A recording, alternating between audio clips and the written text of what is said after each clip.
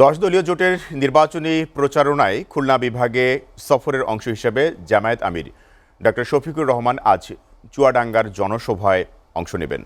চুয়াডাঙ্গার ঐতিহাসিক town football মাঠে সমাবেশ অনুষ্ঠিত হবে। সমাবেশ উপলক্ষে মাঠে বিশাল মঞ্চ স্থাপন করা হয়েছে।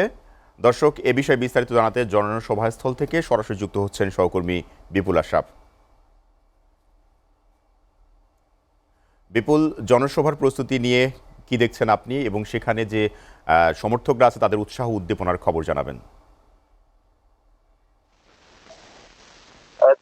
ধন্যবাদ সোহেল। আপনি যেমনটা বলছিলেন যে ত্রয়োদশ সংসদ নির্বাচন কিন্তু 12ই ফেব্রুয়ারি, এই 12ই ফেব্রুয়ারিকে ঘিরেই কিন্তু চুয়াডাঙ্গা জেলায় যে দুইটি আসন আছে, এই আসনে প্রার্থীরা কিন্তু মানে খুবই পেরেশানি অবস্থার মধ্যে আছে। তারা দিন রাত সমান করে ফেলছে, ভোট চাচ্ছে, মানুষের কাছে কাছে যাচ্ছে।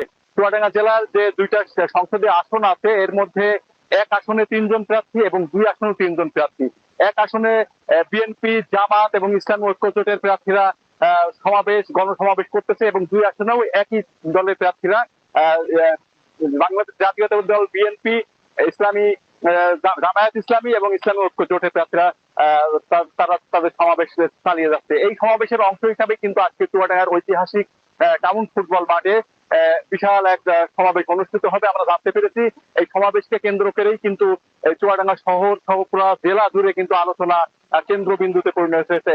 আমরা জানতে পেরেছি যে বেলা 1টার দিকে জামায়াতের আমির ডাক্তার শফিকুর রহমান সাহেব উনি চুয়াডাঙ্গাতে চাঁদমারি মাঠে হেলিকপ্টার যোগে উনি চুয়াডাঙ্গায় আসছে। এর আগে সকাল 10টায় কিন্তু ওনার কুষ্টিয়ায় এক জনসভায় ভাষণ দেওয়ার কথা রয়েছে, এবং বেলা 12টায় মেহেরপুরে ভাষণ দেওয়ার কথা রয়েছে, এবং চুয়াডাঙ্গাতে বিকাল 4:30টায় উনি এখানে জনসভায় ভাষণ দেবে বলে আমাদের দলীয় সূত্রে জানতে পেরেছি।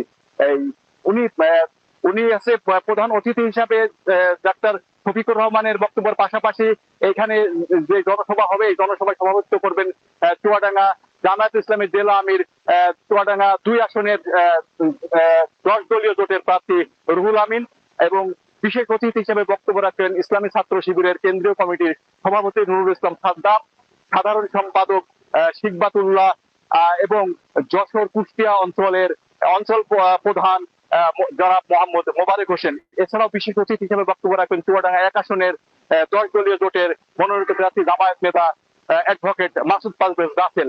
এই ছিল চুয়াডাঙ্গার জনসভা স্থল থেকে সর্বশেষ তথ্য। আমরা এখন ফিরে যাচ্ছি এসএ টেলিভিশনের স্টুডিওতে। বিপুল, আপনাকে ধন্যবাদ।